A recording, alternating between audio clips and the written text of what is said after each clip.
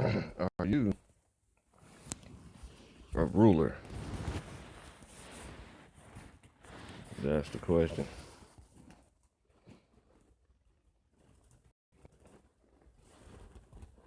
Got rules, and then you have Indians per se, chiefs and Indians.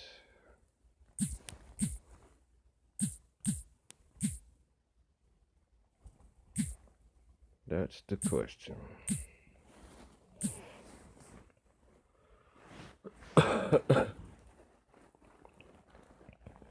Genesis chapter 4, verse 6, it says, And the Most High said unto Cain, Why are you angry? And why is your countenance fallen? If you do well, shall you not be accepted? And if you do not well, sin lies at the door, and unto you shall be his desire, and you shall rule over him. See?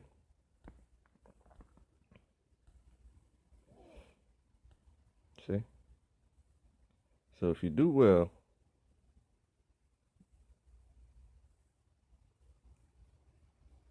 you will be accepted.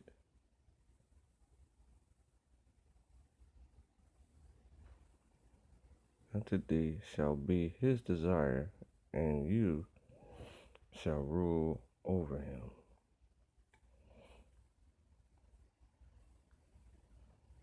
You see that? So when you do well,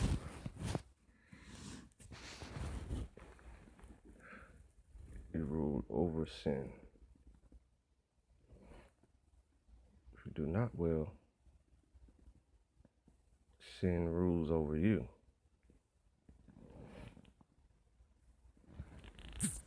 See that? Now, this is a very well known concept in our community. Now, therefore, if you will obey my voice indeed and keep my covenant, then you shall be a peculiar treasure. See, this is conditional love unto me above all people. For all the earth is mine. See, it says the meek shall inherit the earth. And meek is not spelled with a W at all. It's spelled with an M.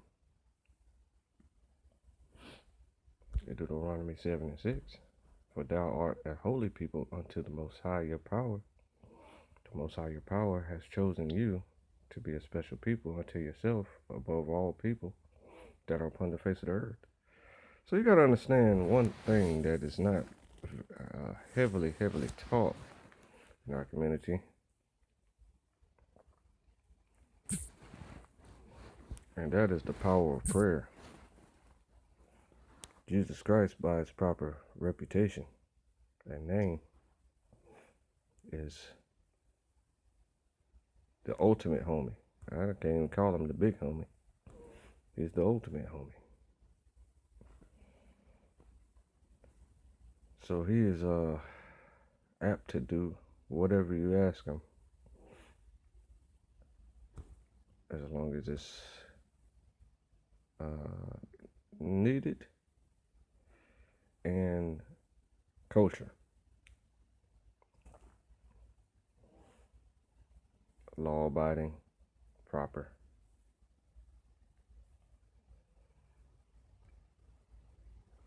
But in our community, you know, that's not a focus whatsoever. Okay. But the house of prayer, that's what we are to be. House of prayer. Is it? Sounds like a family. like the house of Israel, the house of Judah. That's what we are. We are the family who prays with an A.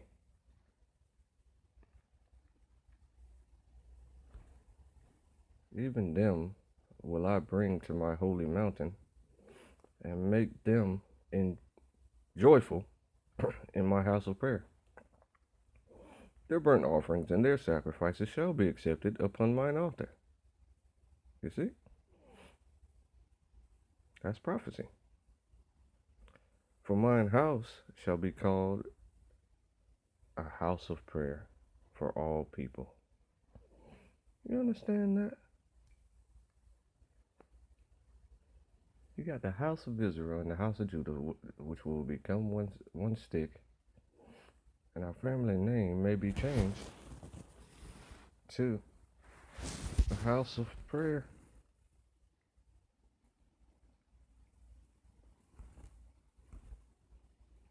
And the word for prayer is tefillah. Isn't that something special?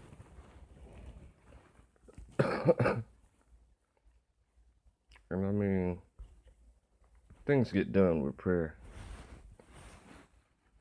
I got countless reports and countless testimonies from myself personally.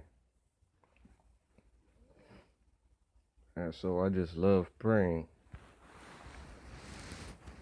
Be sure that you're clean enough to pray.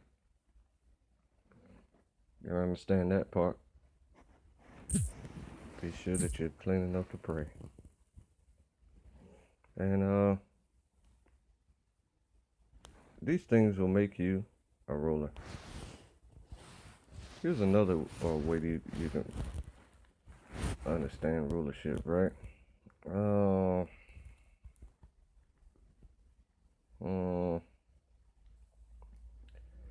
Other than the myriad of examples of the patriarchs, Abraham obeyed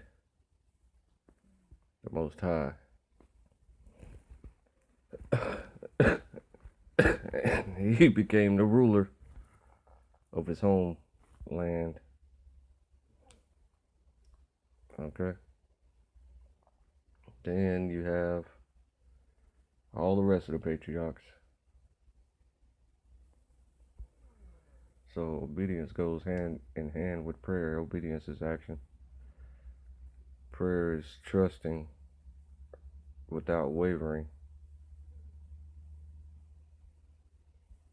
You see? So that's how that works. And the wages of righteousness is life. And life more abundantly. So when you understand these things, you become a ruler. But what I want to leave you with is how to meditate. It's how you meditate. This book of the law shall not depart out of your mouth, but you shall meditate therein day and night, that you may observe to do according to all that is written therein. For then you shall make your way prosperous. See? And then you shall have good success. That's how it works. But his delight is in the law of the Lord, of the Most High. And in his law does he meditate day and night. So do these things. Love you. Salah.